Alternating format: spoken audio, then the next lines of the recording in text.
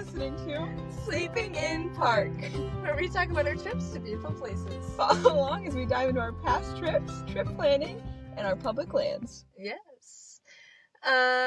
Please leave us a review on Spotify, Amazon, And Apple Podcast. Took us a minute, but and we're on YouTube. there. Yeah, and YouTube. And YouTube. We are officially on all those platforms. What's that now. thing called when you're like everywhere? You're global. We're everywhere. I don't know if we're global, but actually, pretty much. People listen to us in different countries, so it counts, right? Yeah, right? I need to turn mine out. But yeah, so please leave us a review. Subscribe. Yeah, if you're enjoying this podcast at all, really helps us out a lot because then it'll help other people find it easier. Yes. If we have reviews or pick your stars, you don't even gotta type anything. I think it just helps. Yeah. And then we do also have an Instagram account. Sleeping in Park is our handle. Check it out. We got some pretty cool pictures on there. Yeah. Couple cute little videos. I don't know how cute they are, but yeah, a couple videos. I think they're cute. Right. And then also shoot us an email. Yes, at sleepinginpark25@gmail.com. Yeah. With any comments, maybe you have something you want us to look into, or you have any suggestions for us, or questions for us. Yeah. Please reach out. We would love to hear from you. Yeah, we would. It'd be so super cool. Yeah. Oh my gosh. Okay. All right. Well, we're in episode 9. Yes. We both did extensive research into Yellowstone National Park. Different aspects of it, but yeah. And there's so much more you could really do. Oh, I really, I feel like I scratched the surface in some of my stuff. I know. I feel like I barely even got, just the gist of everything. Yeah. There's so much more you could really look into. Oh, yeah. It's super cool. But this just gives you a taste and see what you really like to look into more. For sure. Because as we've learned too, we appreciate even somehow you don't even know. I don't even know how you could appreciate it more, but when you learn more about it, I think, and you understand it a little bit more, I don't know, I just appreciate what I'm seeing more. And it's makes it cooler. It makes it more beautiful somehow, which is whack because you're like, it could never get more beautiful, but. Yeah, well, and then I did research on geology, and so it's looking back on all of our pictures, just kind of piecing knowing it together, how they work and piecing it together. It was just really interesting. Yeah. It was so cool. Yeah. So this is also our episode where we do our little pop quiz. Yeah, that we both fail every time, but it's fine.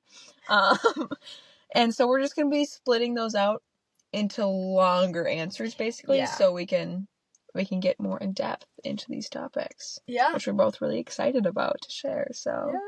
All right. Makayla's going to go first. Yes. Story time. Tell me what you learned. Okay, so my first question. Oh, boy. Is crap. What? I forgot we had to do questions. I was like, I'm just ready to listen and just not even talk, and I'll just be an active listener. No. Okay. It's interactive. Interactive learning. We love that. Okay. So my first question is, what is the most common hydrothermal feature in Yellowstone? Hot springs. Yeah. I was going to say geysers, and I was like, no. It is hot springs. It's a close one. Yes. So Yellowstone actually contains over 10,000 hydrothermal features, including hot springs, geysers, mud pots, and steam vents. 10,000 over 10,000 individual things, or 10,000 different one is hot spring and two is okay. I was like there's 10,000 of those. No, not 10,000 different things, but of those there's those 4 main things. Okay. There's over 10,000 of That's them. insane. Yellowstone has over 10,000 hydrothermal features, including those 4 main ones: the hot springs, geysers, mud pots, and steam vents. The hot springs are one of the park's main attractions. Grand Prismatic Spring being the most popular at Midway Geyser Basin. If you don't know or haven't seen a hot spring before, they are colorful pools of really hot water. And what? I have a question. Oh, what's your question? Well, do they have to be colorful? Because think about Idaho hot springs. Those weren't colorful, but they were hot springs. That is true. So the ones in Yellowstone are a little bit different, and what makes that would make sense. I do remember most of them being, well, not only Grand Prismatic Spring, but even the hot springs like up by the lake shore. Yeah. So by like West Thumb. That one, that West Thumb. Yeah, that was, because I think that's the name of that really big blue one that's by the shore, isn't it? I think it's called West Thumb. I think so. I think so. I could be wrong. That boardwalk there just has so many different ones, and it's so cool. Yeah, and they are all different colors. Yeah. Well, so the middle of them is always going to be blue, and the shade of blue depends on how deep the pool is. That makes sense. And then on the outside rings, there are they're called thermophiles, which is pretty much just like heat-loving microorganisms that just thrive in these like different temperatures of heat, which is why there's different colored rings. That would make sense. And I guess I don't know why they don't have them in like different places, if they just don't have those organisms, or that's a good question. I don't know why that's so like unique to Yellowstone and it's not at any other like hot spring. But I do know that like Lassen Volcanic, I mean, I've never personally been there in California, but that one I've heard is like a mini Yellowstone. Okay. So like I wonder, I think I've heard that too. So I wonder if it's only like the geysers or if they have like multicolored hot springs too with that special organism. I don't know. Because I also know that one has like a volcano or like, you know, an old one or something. Yep. Just like Yellowstone is built on like the largest one. Yeah. The one that will like kill us all if it ever were to erupt. But so I wonder if maybe that has something to do with it, like the volcanic. Maybe rock or something. I don't know. Well, just because also, like, when we were in Idaho, I noticed a lot of the, like, hot springs there were surrounded by rocks. It was very rocky around them. Yeah. Instead of how, like, in Yellowstone, it's, like, that crust type of deal. So I wonder if that also has something to do with it. If it's something in that crust, maybe. I do see what you're saying. You know? Just because, like... Or is that crust made because of that land there? So maybe the land there is really weird. Yeah, that too. So many things. You're right. You're right. I don't know. I don't know either. So many things. Okay. That's very interesting. Class had questions over here, so. Have questions. I'll do my best to answer them. No promises about any for sure answers. That's fine. Totally understandable. Yeah. Anyway, so now we'll have a picture here, and it's a diagram of how, like, what a hot spring looks like through to the earth. That's cool. Yeah. Because I thought it was really interesting, like, how they work. Well, just going from, like, how hot springs to how geysers and how, like, the mud pots and steam vents work, it was interesting because they're all pretty similar. Mud pots are actually different, which was really interesting.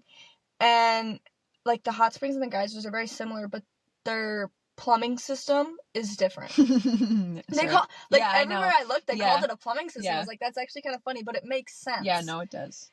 So... basically, they start from, like, rain or snow seeping into the ground. Obviously. I mean, everyone, that's so obvious, but... Well, not obviously, but I just, like... I do remember thinking back to, like, middle school science class where you learn about these things and how it, like, travels super deep down into the earth and then it, like, comes back. Yeah. Okay, sorry, keep going. So, basically, it just seeps into the ground and it goes into this layer of porous rock that sits right above the magma layer, and this porous rock is superheated by the magma, and so the water that seeps down into it is able to like kind of circulate through it and get superheated as well. And then with hot springs, there's like a giant hole in the ground, and for those of you listening, I'm gonna do my best to verbally explain it, but like I'm such a visual learner, it helped a lot when I saw a picture of it. We can post pictures on Instagram too. That too. So then if people, maybe they check that out after the episode, and it'll make a little bit more sense. Or like even before or something, just to get familiar with it. Yeah. And then you'll know what we're talking about. Yeah, because I'm going to do my best to explain it, but yeah. Anyway, there's like this giant hole in the ground, and basically the hot water that's heated by those rocks is pushed up and it circulates the cold water that's sitting on top back down, so there's continuously hot water on the top, and because it circulates like that, it keeps it from erupting, or helps prevent it from erupting or exploding. Not to say that they can't explode, because actually, one recently did just last year, July 23rd, 2024. There was a huge... I know, there's still closures from it right now in Yellowstone. Yeah. So there was a huge hydrothermal explosion at Biscuit Basin. It wasn't detected. Nobody saw it coming. Scientists say there were no signs or precursors of something like this happening. How terrifying is that? Right? I was thinking about that. Like, there was nothing detected by their, like, scientific all the tests that or anything. do, yeah. Like, all of these things that they keep track of, and it was just random. Like, I thought that was crazy. To my understanding, this happened because that plumbing system got clogged and the pressure just got to be too much. Like, do you know what it got clogged with? Like sediment or just... So the website I was looking at didn't really go super into detail on, like, what clogged it. Yeah. But based on, like, what I researched from geysers, I'm assuming it was, like, silica, just because I'll go into this more, but, like, with geysers, silica is what helps kind of narrow its plumbing. So I'm wondering if it was something like that, or it totally could have been something else. I could be wrong, but yeah, it pretty much just got clogged, and with the amount of pressure that built up from the hot water, it just got to be too much, and it exploded. Thankfully, nobody was hurt. I was gonna say, I didn't actually look into it, but was anyone hurt? Yeah. No, nobody was hurt. The way it erupted, it was, like, away from the boardwalk. The boardwalk still got damaged, but it was away from it, and there was actually boulders that were several feet across and a couple 100 pounds. That, like, blew up, like, out of the ground. That's crazy. Right? That is crazy. I was like, oh my gosh. And this isn't even just, like, something that happened, like, you know when you think about how the mountains are forming and, like, you know, the ice age and things like... No, like, this just happened last year. Just, like, boom, just being floated. Huge boulders being launched out of the ground. Earth is crazy thing. It really is. And, but yeah, also the fact that there was, like, a couple 100 pounds, that the pressure buildup there was so strong. Well, because imagine how heavy... To fly something a couple 100 pounds into the air is bonkers. Well, and then also with, like, nobody getting hurt, that was all God. Oh, for sure. That was all God. Like, are you kidding? Right? Like, you have a literal thermal explosion next to a boardwalk in a popular place. Like, yeah. It's crazy. Yeah. But yeah, Biscuit Basin is still closed to this day. Even though it's been just over a year since it happened. And it won't open up until scientists say that it's safe. Oh, wow. So it's not even like the repairs, it's just they're concerned it's going to happen again? Yeah. That actually makes a lot of sense. And I don't know. I was going to say, I wonder if it'll be open next year and we just, just go see what we're talking about. Yeah. And I don't know what they have to do or what kind of tests they do for them to deem it safe, but yeah, pretty much they still think it's probably unsafe. Pretty smart of them, though. Which, yeah. Well, but I would think it's unsafe, too, if they didn't know it was going to happen and it happened. Yeah, I'd say that's pretty, like, unstable for, like, for, you know, unstable geological, geothermal environment, whatever, like. Yeah. Well, and especially just because there is, like, that Excelsior geysers on that same boardwalk, so I don't know if they're thinking that could be, like, a bigger eruption with that, or if that hot spring could go again, or if it's just too fragile, like the ground underneath the boardwalk's just too fragile. I don't really know. Very interesting. But yeah, I thought that was really interesting. Also so cool that nobody got hurt. I could not get over that. Like, that was really cool. Well, also when you think about, again, just a couple 100-pound rocks flying in the air and no one got hurt. Dude, right next to the boardwalk? Yes! That's crazy. Like, it's insane. And I was, like, looking at the pictures going through there, and I'm just like, how did this get launched out of the ground? Like, what? It was just crazy to me. That is crazy. Definitely could have been a lot worse, so I'm thankful for that. Yeah, anyway, that's what I got on hot springs. Next is geysers. Okay, my question is, how many geysers are there in Yellowstone? Roughly. Okay, we said hot springs were the most common in Yellowstone, right? They are, yeah. And there's 10,000 total geothermal features. I'm gonna go with 3,000, roughly. No. Oh, dang. Am I There's... close? No. No? No. There's... 500. Yeah! Oh my goodness! There's just over 500. Okay. Which is more than half of the entire world's active geysers. So in the entire world, there's really not that many active Okay, well, geysers. I was also thinking, because, like, hot springs, there can be, like, a whole bunch of little ones, and I was like, actually, there aren't, like, a whole bunch of these tiny baby geysers. Like, they're usually they're big. Yeah, like, Okay. you know about them. I Like, know. they're not just, like, there's little tiny dinky things. No, they're geysers. Yeah. But yeah, I also thought it was crazy that there's, like, only, like, maybe 1,000 of them in the whole world. Yeah, that's crazy. And 500 of them, or just over 500 of them are in Yellowstone. That's crazy. Yellowstone is a pretty cool place, and people do come from all over the world to see it. I thought that was really cool. The most famous geyser being Old Faithful because of how often it erupts and how predictable it is. They predict it based on past eruptions to form a diagram, or to form a pattern, not a diagram. That's okay. To form a pattern. And basically, they predict it, like, if they think it's going to be a longer one, or, like, a bigger eruption. Don't quote me on this, but I'm pretty sure it was, like, just over 90 minutes for it to take. And then for smaller eruptions, it was, like, 60 minutes. Okay. Which I thought it was weird that there was only, like, a 30-minute difference. But, like... But also, if it's erupting every 60 to 90 minutes, it's not like it's building up for a lot longer. You know what I mean? So... But... yeah, I thought that was interesting. It is interesting. Again, we'll insert a diagram here of how a geyser works. Kinda. I feel like, what's that? Oh, the bald guy. Yep.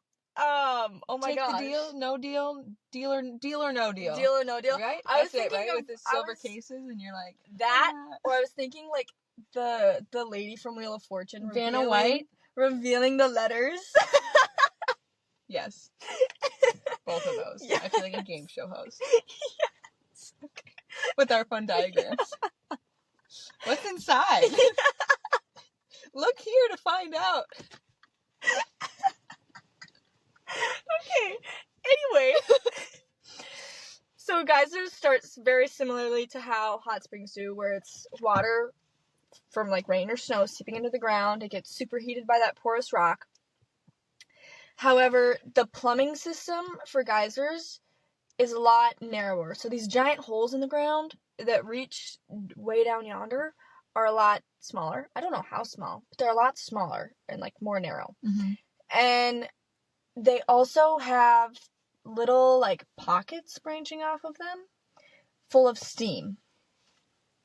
And as this water heats and it's steaming, it'll build up pressure in this thing, and it'll collect silica and a couple other things like volcanic ash and stuff, and that will clog the plumbing, the whole thing. Yeah. And it'll clog it, and then like once the pressure builds up too much, it explodes or it erupts or whatever. And so then all those pockets that were holding the steam, is that why? So that like I think it helps like builds the pressure. Okay. Does that come out after kind of thing? Because you know like Old Faithful is just like water and then all this, but like it would steam a little bit before it and like after it. So it steams like pretty much all the time because there is that constant like pressure, and when it's not all the way clogged, so like right after it erupts, when their plumbing system is like open, that steam can just escape through the ground. But it'll kind of settle down and stop. Yeah, right. Because right before it's not all pressurized too, right? Yeah, Yep. And but right before that pressure starts to build up, it'll slow down its steaming. It's like little how it sputters water sometimes. It'll slow that whole process down, and then that's kind of when you can tell that there's an eruption that's going to happen soon. Very cool. So I thought that was really interesting. It is very interesting. Yeah, and then I did try to look into it, but I could not, thankfully, could not find any sort of incident with geysers. Like, nothing major. Oh, yeah? That's good. Which I thought was really cool. Like, that there wasn't anything, actually surprised that no one has been dumb enough. Right? But I thought about that, too. I was like, there's no way nothing has ever happened with geysers. Automatically expect everyone to be dumb, but like, everyone, you get outlier people who do stupid things, so I'm just impressed that no one has done that, that's all. I know, me too. Well, and then I even looked into, like, and, props to the park rangers, too, because I know that they work hard to make sure that people are staying a safe distance away from those hydrothermal features, so. The only I found, like, a couple minor things, and it's where people go off the boardwalk and try to get a close-up picture with this geyser, and they get burned. There's those one pages that are dedicated to, like, being dumb in Yellowstone, yeah. Like, but there was nothing major. It was all, like, relatively minor burns. I mean, at least it wasn't major injuries for the people, but also that hurts. That hurts the ecosystem there. Like, horrible, which is why there are boardwalks, people. Yes. Well, just because that crust right there, that ground is so fragile. Like, you're not supposed to go on it. No, that's why there are boardwalks. Like, and it says animals rarely go on it. Sometimes they do, but you know what? It's their home. I'm gonna let them do whatever they want. It's not like people are gonna stop them. Like, they have instincts. Well, but also, you'd think people would have instincts. I was gonna say, but I feel like animals have a lot more common sense. The steaming water for an Instagram picture, yeah. It makes me so frustrated at the situation, but it's fine. None of my business. Anyway, that's geysers. Next, we'll go into the Grand Canyon of Yellowstone. Okay. How long is it? How long is what? The canyon. The canyon or the falls? The canyon. That's a harder question. I don't know why. I thought one was going to be easier than the other. How long is the falls then? I don't know the answer to this one. I mean, I could have told you 2 years ago when I was really looking at it, but I couldn't tell you right now. I know it's tall. It is tall. It is tall. I want to say, okay, let's use deductive reasoning for a second here. Yeah. What's the tallest falls? It's like 400 some feet in like North America, or in like U.S., right? Because something like that. The first and second tallest falls are both in Yosemite. Both in Yosemite, yeah. Because I remember we were like, we saw them. Yeah. And I think they were around 400 feet, right? I think just over, yeah. I feel like Grand Canyon and the Yellowstone's gotta be. Okay, together? Oh, because I bet you. Dude, you're thinking way too much into this for somebody that doesn't have the answer. I don't know. I didn't get the answer. Well, because I'm trying to use deductive reasoning, because then I'm like, well, if it's not taller than 400 feet, but also there's two of them, so they might both be 200 feet, and then it's like, well, then it's 400 feet together, and then we just don't know. But, like, looking at it, and I'm remembering, like, us being there at the top of the falls. Yeah. We're so far away, though. Think about those pictures. When we were close up, that thing was massive. It was huge. But I don't think 400 feet together. I could be wrong. Okay, I'm gonna say 300 feet together. I'll fact check us. I was gonna say you can fact check. I will fact check, but I want to answer this question. Yeah. How long is the canyon? Yeah. I feel like the canyon looks way longer than the falls, so it's got to be like a couple miles. Yeah. Do I have to guess a specific number of miles? You can. Do you want to? No, I'm gonna get it wrong. No, okay. Just guess. Okay. Just throw a guess out there. Okay, like 15 miles. Oh, you're actually really close. Oh my goodness, I'm so proud of myself. It's 17. It's 17 miles. I knew it was long because I was like, I remember actually reading about that. Yeah. It was 17 miles long. Oh my goodness. I'm fact checking. Let me know. Yeah. I'm gonna keep active listening. Thanks, I appreciate it.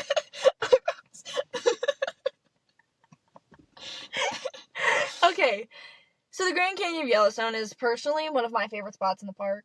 Mine as well. I was gonna say, I can't speak for both of us, but I feel like it's one of our favorite spots. It's gorgeous. If you want to know more about it, go listen to our previous episode. Mm-hmm. We talk about it probably quite a bit, actually. How tall is it? Okay, the lower falls of the Grand Canyon of Yellowstone is 308 feet. And the upper falls is 109 feet tall. Because the upper ones is where we went to the brink of the upper. Yeah. So I knew that one was shorter, which is why... Yep. What did I guess together? I guessed 300 together, didn't I? Yeah, I should have guessed 400. Should have. I'm sorry, I doubted that. That's okay. Well, because I know when you look at it, it still looks huge. Like, the lower falls look bigger than the upper falls. Yeah. But when we were so far away at, like, Artist Point where you're like, I mean, that thing's gotta be massive. It's gotta be, yeah. I didn't realize it was that big, though. That's crazy. Pretty cool. It's about 400 feet, both of them combined, so that's something. Crazy. Yeah. So the actual canyon itself is fairly young compared to the rest of the features in Yellowstone. The main part of its formation has happened over the past 20,000 years or so from erosion from the Yellowstone River that flows right through it. However, it actually dates back to over 630,000 years ago. When... That's still kind of baby for, like, when we think about how old, like, our mountain ranges are, you know?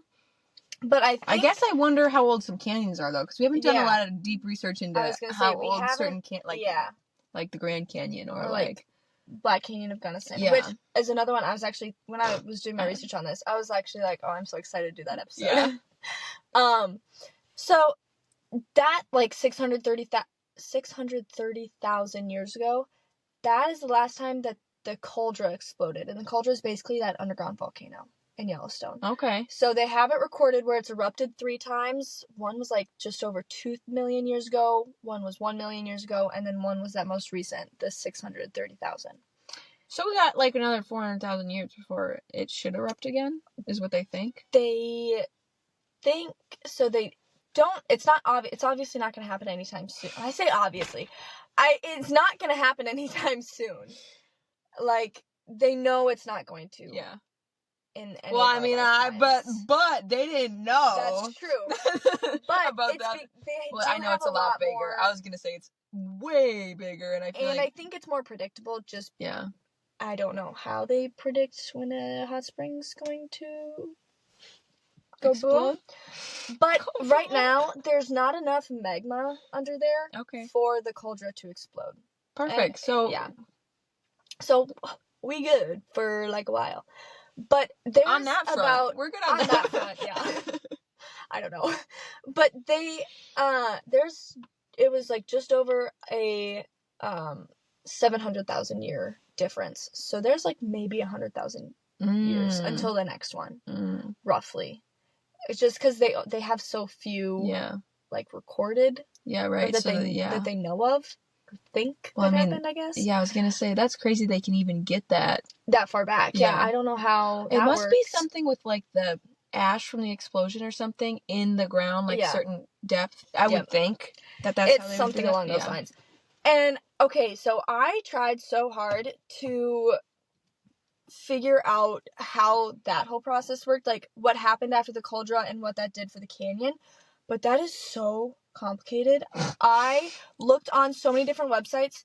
If you want to know more about it, go on usgs.gov. We will also link our sources in the episode description. Yeah, but that website had so much good information. It was just like complicated for me to understand. I tried, but there is just so much that has happened since then that like go into it. I was like, I feel like I'm going to explain this wrong, and I don't want to go putting out false information. So, sorry. Good job. But you can definitely go do your own research on that. It was super cool, super interesting. But from what I read, that part didn't have, like it obviously, like, it got it started, but it didn't have the, like, biggest impact on forming the canyon itself. Okay. That has started about 22,000 years ago, from the Pinedale Ice Dam. Oh. Yeah, scientists say it's possible that the dam could have repeatedly burst and, like, rebuilt itself. And when it burst, it would release tons of water into that area where it could have just been, like, a valley, or it could have been, like, a baby canyon or something. But it released tons of water multiple times and, like, quickly eroded through there. Yeah. And then, a fact that caught my attention that I thought was so cool is that there's geological evidence that there has been an earthquake-triggered tsunami in Yellowstone Lake. Wait, I'm sorry. An earthquake triggered. So there was an earthquake in Wyoming. Tsunami. And it caused a tsunami in Yellowstone Lake. Or on the Yellowstone River. How long ago was this? Long time ago, though, right? Less than 22,000 years ago. Less than okay, well. That's all I got. Did not tell me when this was, though. That's but crazy. I thought that was really interesting because it's like you don't ever hear about that. No. Or anything like that. No. So I was like, oh, that's kind of like eerie almost. Well, especially inland. Like, you hear about tsunami. Like, I feel like I've heard about earthquakes that have, like, somewhat triggered tsunamis. Yeah. But never in the middle of a giant continent. Yeah. Literally the middle. Yeah, no. That's crazy. On a lake is crazy. Yeah. That's crazy. But that also factored into erosion, and then just kind of over the years with that Yellowstone River flowing through there. It just cuts the canyon. I do have to stop you. I'm sorry, I don't mean to interrupt, but you should really turn around and look at the gorgeous cotton candy sky we got going on right now. I know, I was noticing that before we start the episode. I've been looking at it the entire time. I've been listening to you, but I've just been looking at the clouds. I've kind of noticed you looking like almost like right through me. I'm just looking at the sunset. It's so pretty. Isn't it? I do love it. And then on the way here, I actually took a picture of the sky, and it was so cool. It was gorgeous. It was just like the wispy clouds. Oh, who told me? Kylan actually told me. He's like, yeah, spring and fall are the best times for sunrises and sunsets. And I was like, how did you even know that? But now that he says that, I feel like he's so right, because I feel like I don't remember the last time I saw sunsets this pretty or sunrises this pretty. So many times in a row. Yeah. I don't remember the reason he told me. I forgot. I wish I could have remembered, because it actually would have been really beneficial to remember right now. Sorry, guys. If anyone knows. Yeah, let us know. Yeah, let us know. Because email us. Yeah. Or DM us on Instagram. Yeah. Or heck, even put it in the comments. I'll read that too, yeah. And then people just know by reading the comments on the episodes. Anyway, scientists know that the Grand Canyon of Yellowstone wasn't formed by a glacier. Because it's not that U-shape. Oh, that actually makes a lot of sense. Because we learned about how that happens in glacier. That's actually, dude, my example. It's like, so glaciers, valleys are U-shaped because they were shaped by glaciers. But canyons, similar to like Black Canyon of the Gunnison, I just know that we've been there. It's formed by flowing water. So, yeah. That's pretty cool. It is really cool. Yeah. That's all I got on that for now. For now? Well, I don't know why I said for now. It's just all I got on that. Until I get bored one day and do more research. We'll have to do. You know, honestly, I even thought about it, and I was like, do we just start doing like 3-part parks? Because we both could have went into way more research on both of our topics. You have to look again, because now it's like the clouds are just glowing orange. Yeah, and it changed since the last time you looked. It did. So I just needed to show you that. No, it did, and I love it. Anyway, I'm gonna talk about mud pots while I'm looking at the sky. People are gonna be watching us, and we're just gonna be like so pretty, mesmerized out your window. Pots. Okay, my question on mud pots. What is like the substance, or like what do you think like is in the substance? It's multiple things, I'll give you that. But like water. Is there sulfur in it? Because they stink. It's actually not sulfur. Is it like the sediments or minerals from inside the earth or something weird, where it's not just dirt? I'm guessing. Yeah, kind of. In a sense, yeah. Okay.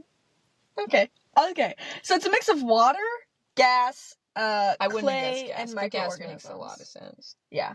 Okay, and mud pots? Okay, they're actually so cool, because when I was doing my research, just how they work, I thought was really interesting, because it's so different than everything else and how it works. Right. So, they work similarly to how you would, like, double boil something, like chocolate. Really? Yeah. That's so weird. Right? They have no connection, like, no direct connection to any underwater or underground, like, water source or anything. Like, they don't. It's just, like, a shallow pool. of, it starts as just water. It's like a shallow pool, and then it's lined with clay. Okay. So it's like, what's the word? Like impermeable, like where nothing can pass through. Oh, yeah. It can't penetrate? Yeah. Hold on. Now I gotta remember. So yeah, surface water collects in like that shallow little pool, and the hot water like under it, it's not, the pool itself isn't deep, but it's still like, just because the ground in Yellowstone is hot, like Salad. as we've learned. Yeah. It like starts to boil that water in the pool. And the stuff in the mud pot is what gives off that rotten egg smell that you smell in Yellowstone. Yeah, the sulfur smell. I don't know why. I guess there was actually going to be sulfur in there. Is there? There's not actually, is there? It's It just smells like sulfur, and that's why. I guess that. Where'd it go? Oh, it's from hydrogen sulfide gas. So I mean, sounds like it's got some sulfur in that name. There's sulfur stuff in it. Right? Oh, so it's in the gas. It's in the gas. So how does that gas get formed? Is that what like comes up? But if the clay is like impenetrable, so the steam like kind of from underground like heats it through the clay. Okay. Through it, because heat is transferable like that. Yep. And then does the gas go through the clay? Or no, is it made in the mud pot while it's boiling? I think it's made in, it comes from the mud. Okay. Because,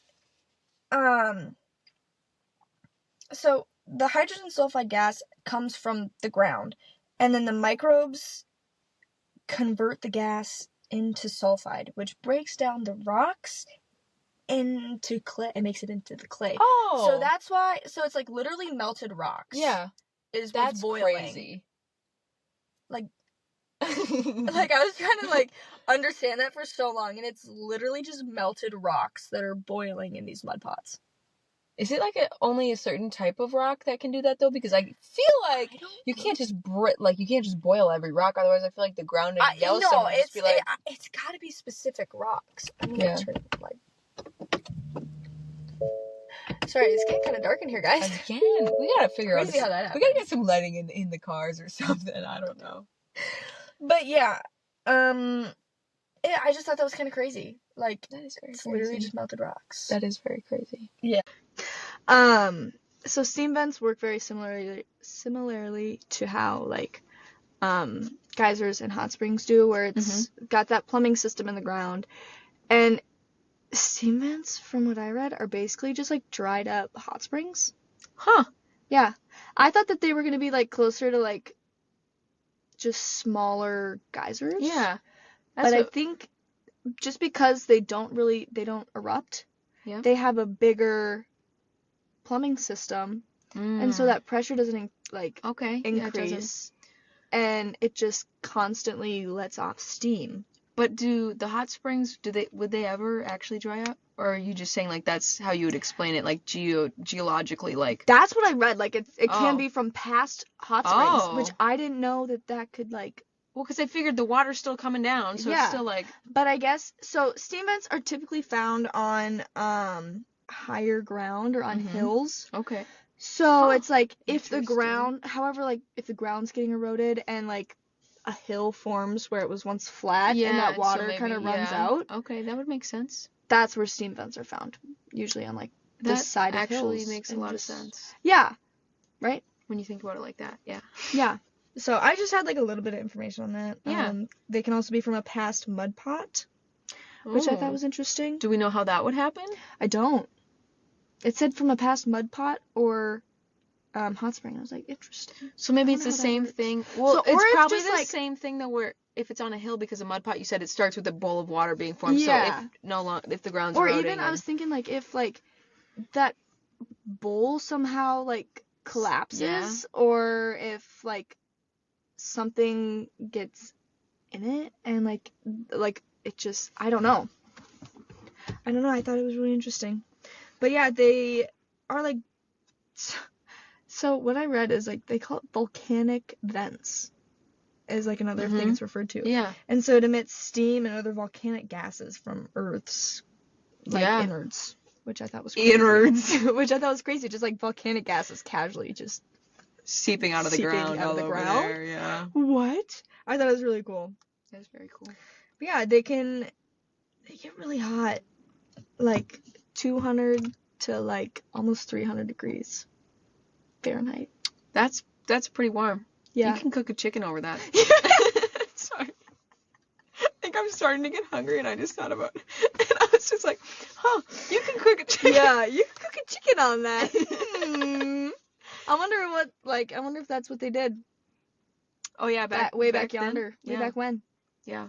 They just cooked their chicken. Cook their chicken over there. Alright, so that's what I've got for geology. If you guys have any other questions, feel free to leave a comment or email or DM us, and I'd be glad to do a little bit more research, dig in a little bit more. I actually had a lot of fun doing that. I was gonna say, it's actually so fun. It was really interesting. I thought, like, not that I like going into it that I thought I knew a lot. I thought I knew I knew some stuff. But some of it was surprising. We're just like, I wouldn't have some of it I didn't even know I could learn. Yeah. You know, if that makes sense. Well, because you don't know until you know. Until you know. You don't even know until you know. You don't. So, yeah. It was really cool. So, it turns out we both had maybe more research and content and things to say that we wanted to share than we thought we did.